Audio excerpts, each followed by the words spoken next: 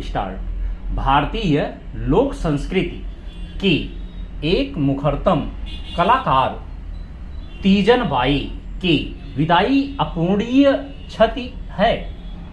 लोकनाट्य की मनमोहक शैली पंडवानी ने अपना एक ऐसा रत्न खो दिया है जिसकी ख्याति अपने देश में ही नहीं पूरी कला दुनिया में थी।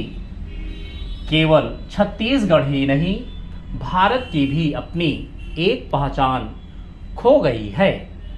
एक कलाकार के रूप में जो सम्मान तीजन बाई को प्राप्त हुआ वह अपने आप में एक इतिहास है। कला क्षेत्र के हर संभव पुरस्कार उन्हें मिले थे। पद्मश्री, पद्म भूषण और पद्म विभूषण के बाद केवल भारत रत्न जैसा विरल सम्मान ही उनके लिए शेष रह गया था। वह सदा प्रेरणा रहेंगी। भारत में जब भी कोई लोक कलाकार निराश होगा तो उसके लिए तीजन बाई को याद कर लेना पर्याप्त होगा।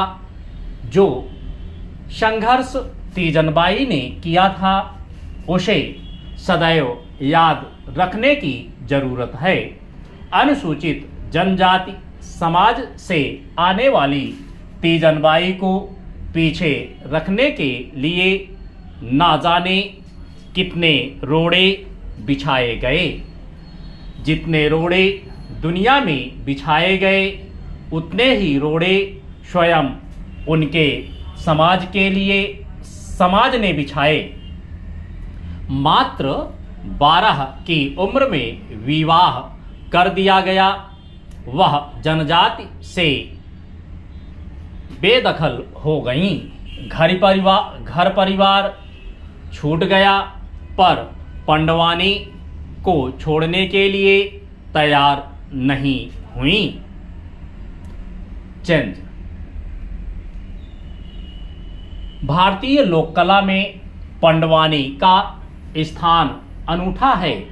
यह संवाद, गीत संगीत, नृत्य, अभिनय और हर्ष ध्वनियों से सजा लोकनाट्य है। पंडवानी में पांडवों की गाथा अर्थात महाभारत की रोचक नाटकीय कथाओं का प्रदर्शन गायन होता है।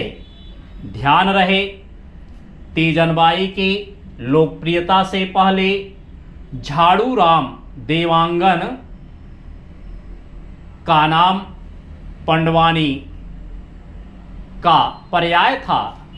देवांगन मंच पर बैठकर या चौकड़ी मारकर या घुटने के बल होकर गाते थे।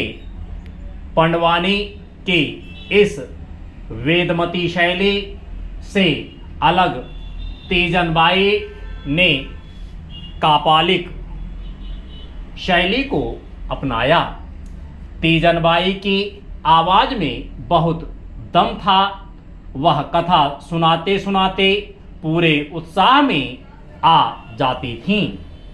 वध दुशासन का हो या कीचक का बैठकर सुनाना उन्हें मंजूर नहीं था। वह खड़े होकर और झूम झूम कर सुनाती थीं और कथा के भाव के साथ पूरा न्याय करती थीं।